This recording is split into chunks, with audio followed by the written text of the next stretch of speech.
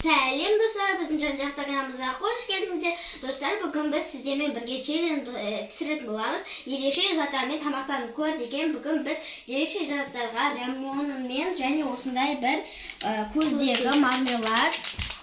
Міне. Менікі қызыл сары. Иә. Менікі жасыл.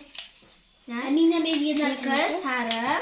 Біз осылармен қазір тамақтанатын боламыз. Ендеше біз бастаймыз. Dostlar, biz қазір бірінші рамонымыздан бастаймыз. Ана соңына қалдырамыз. Бірінші рамонымызды жейміз. Уже біздікі пісті, енді жейміз.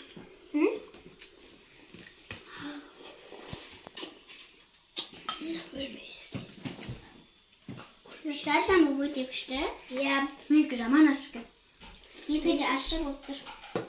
Міне достар, өте ашық. Әрі татты. Dostlar, biz жеп болдық, қазір баға береміз. Жеберсін. Мен үш баға берем. Достар, мен 10-нан 10 баға берем. Сенше? Мен 3 бағадан берем. Мен 10-нан 10 баға берем, өткені ашық әрі татты. Достар, мен де 10-нан 9 берем, өткені қатты ашық және де ыстық. Және енді біз мына мармеладтан бастаймыз.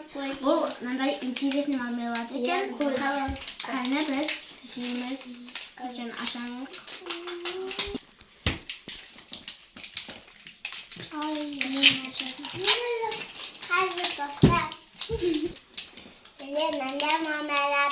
Міне достар, мен аштым.